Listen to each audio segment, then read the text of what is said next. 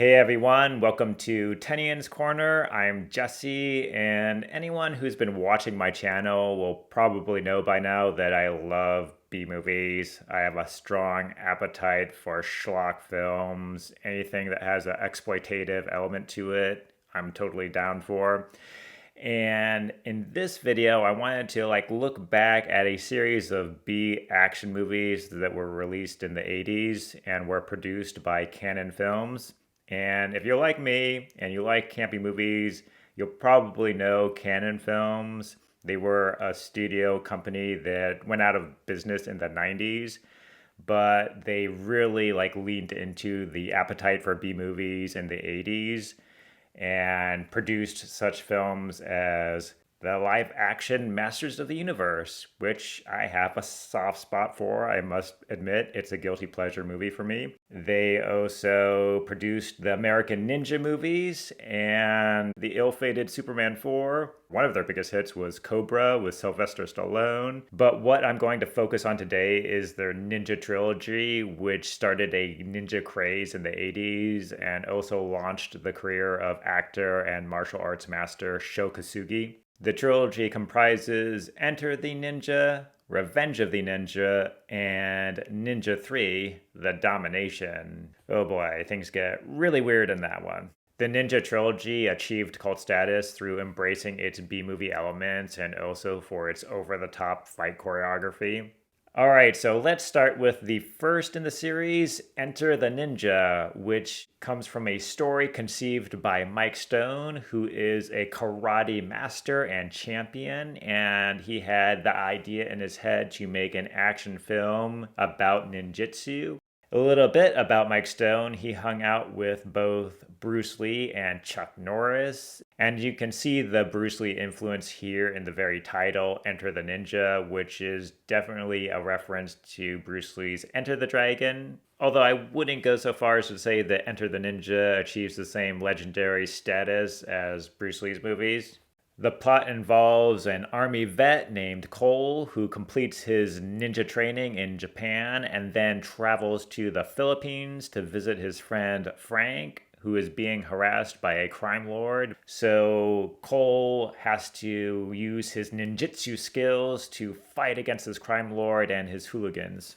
Now, plot and story don't matter at all in these films. They're completely secondary to the fights and the action, which is what I'm here to see anyway. And especially with this film, you can tell it's calling back to those westerns and spaghetti westerns where you have this lone stranger, Cole, arriving in this crime-infested, lawless town, which he has to save.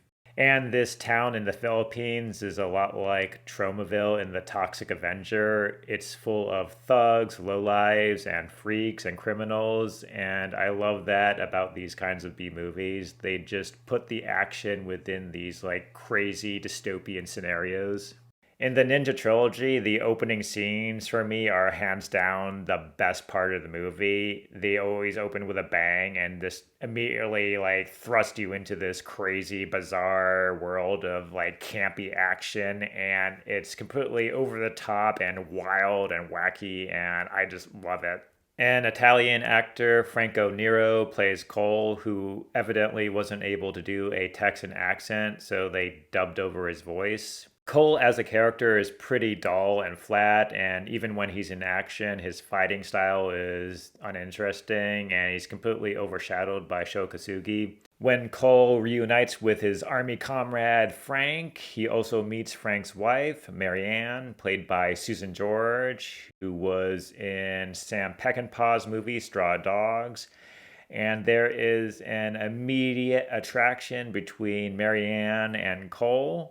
And then that, of course, leads where you expect it to go. And I will say that these films just shamelessly exploit the sex appeal of their female characters who really serve no other purpose. And I think that also just goes into their B movie appeal. B movies often exploit sex and violence. And also, Canon Films got its start in the 60s by producing softcore porn films. So there was always that kind of element and appeal to a Canon film.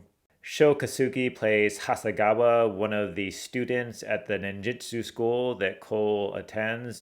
After the film was released, Sho Kosugi became a fan favorite, and so they got rid of Cole's character and made Sho Kosugi the lead in the other films. Although in the third film, he becomes more of a like supporting player, and yeah, that's where it gets weird, and we'll get to that in a minute. Christopher George plays the evil CEO guy, the villain, Venarius, who is completely hamming it up here, over the top, a James Bond esque villain, and also just the last guy you want to work for.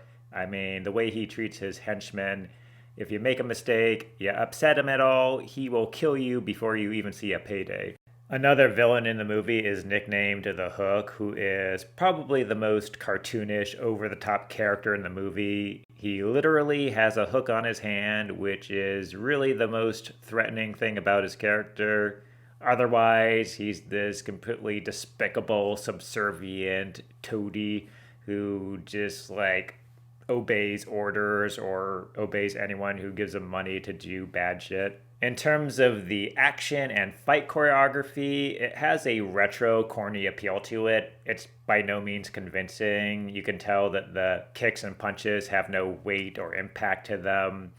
Probably the best fight in the movie is the final showdown between Cole and Sho Kosugi, who is employed by Venarius to take down Cole, because only a ninja can stand up against another ninja. Now, I realized that domestically in America, like seeing fights like these was like fresh and unique. I mean, you did have like the Bruce Lee films, but they were still in their beginning phases.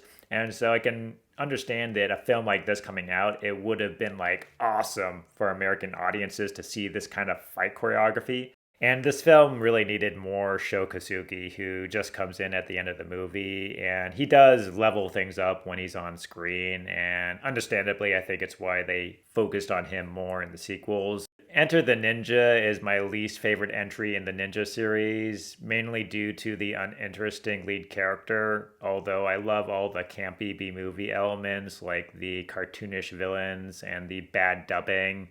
I think at times it tries to play it a little too straight and doesn't really pull it off.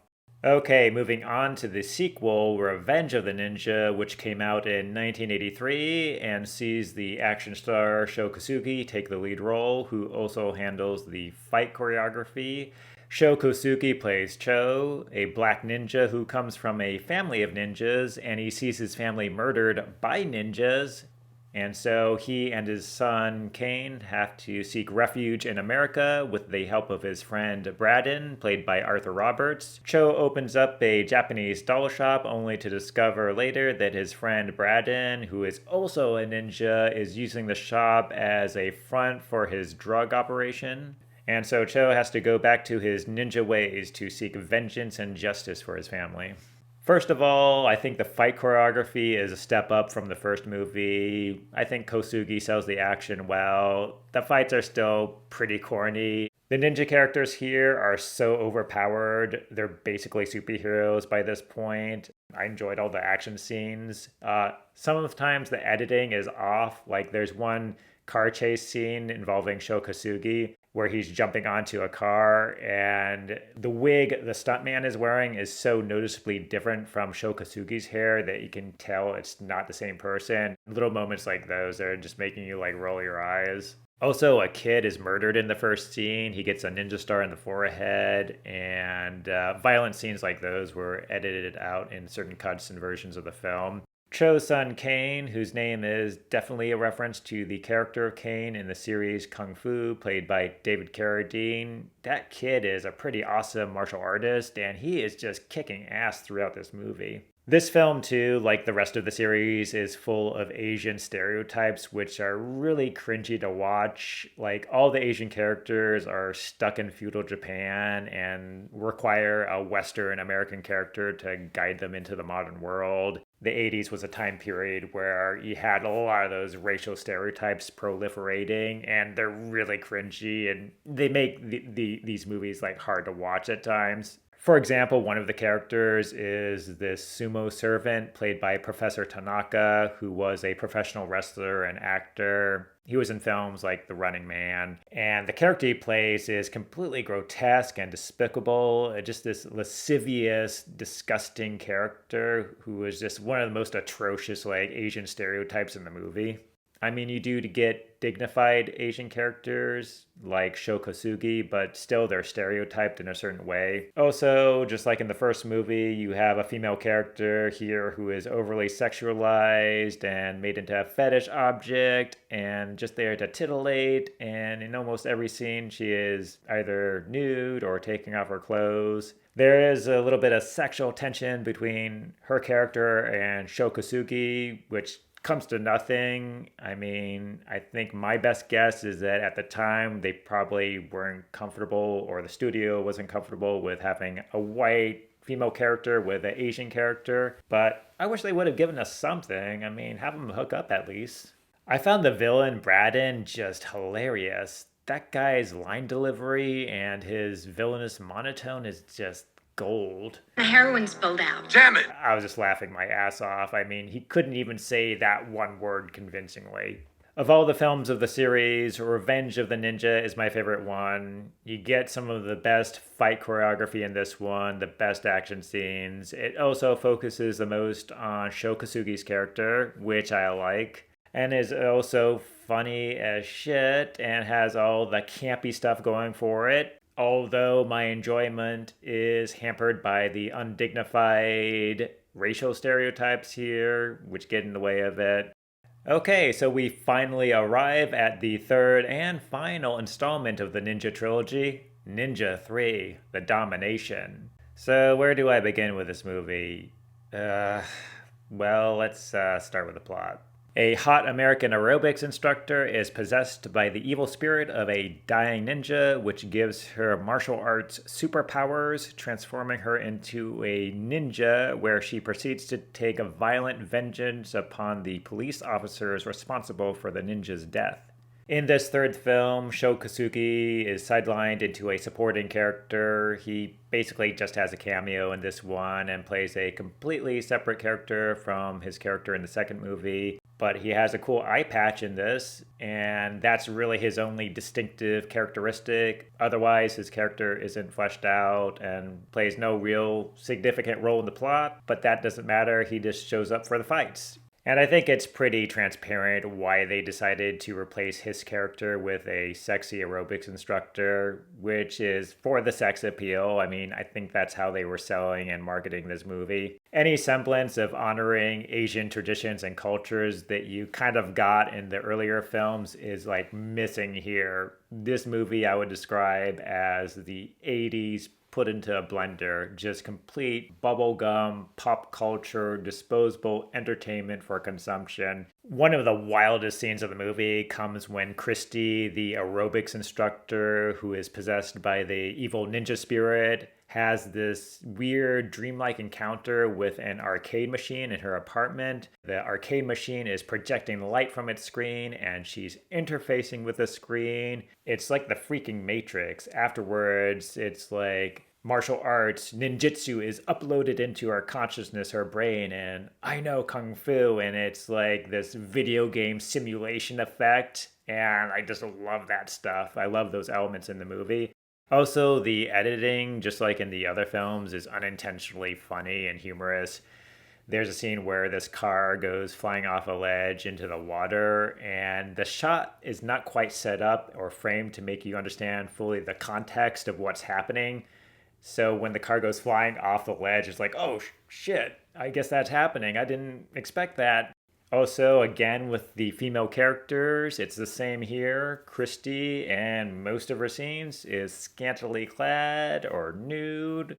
After her transformation, the ninja's spirit uses her possessed mind and body to take revenge on the officers that killed him. And by the way, most of these cops are pretty shady and corrupt. For instance, one of them just walks right out of the police department with a couple prostitutes that he plans to hook up with. So she starts killing them one by one and even finds the time to hook up with one of these cops, a cop named Billy, who is kind of a creep and a stalker as well, who she first meets at the police station. And he takes a fancy to her. And in the very next scene in her aerobics class, he's right there dancing. And this is kind of creepy. They get together and it leads to this weird ass sex scene where she pours V8 juice on herself. I don't know whether it was a V8 product placement there or what they were doing with that, but that happens. In terms of the action scenes too, like the fight choreography isn't up to par with the other entries in the series. There's one fight that takes place in the back of her studio where these thugs try to assault her, but it becomes so awkward because there are all these pedestrians and bystanders watching this go down, yet nobody is doing anything. It's like, somebody at least call the cops here. But fortunately, she has her ninja superpowers at that point and kicks their asses. It's just such an unintentionally funny scene because of its awkwardness. The actor James Hong also has a cameo in this movie. It was great to see him. I love that guy, particularly for classics like Big Trouble in Little China, one of my top films. He is so prolific even to this day. That guy is amazing. He plays a wizard exorcist character in this movie, and yes, this movie steals from The Exorcist. There's a whole exorcist sequence which is completely ripped from The Exorcist. In terms of the trajectory of the series, this third film just completely jumps the shark, and I think that's why it has the cult status that it does. It's just this mismatch of genres, from action to horror to martial arts, everything 80s, and so it has that corny, gooey appeal to it, just exploiting its campiness and its sex appeal and the violence. Also, the stuff with the arcade machine and then the V8 juice is just wacky and wild. So definitely this third installment is unique in the level of corny appeal it brings to the table and brings to this series.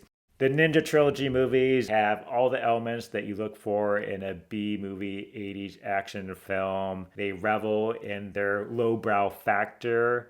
I enjoy these canon films, partly for nostalgic reasons, I'll admit, but also, I appreciate that they're low budget. They don't try to be these perfected, crisp, clear, big budget Hollywood films with A-list actors. They have a graininess and an edge to them, a texture for that reason, and also they don't disguise the fact that they appeal to the lowest common denominator. Let's exploit the sex and violence because that's what we want, and they don't disguise that or try to make it into this lofty thing. And so, hey, I respect that. All right, so that's a wrap. Let me know if you like canon films, if you've seen the Ninja Trilogy. What did you think? Do you like schlock films like me? Are you a fan of B-movies, campy films? If you are, let me know in the comments below. And please like and subscribe, and I will look forward to seeing you next time here. The heroin spilled out. Damn it!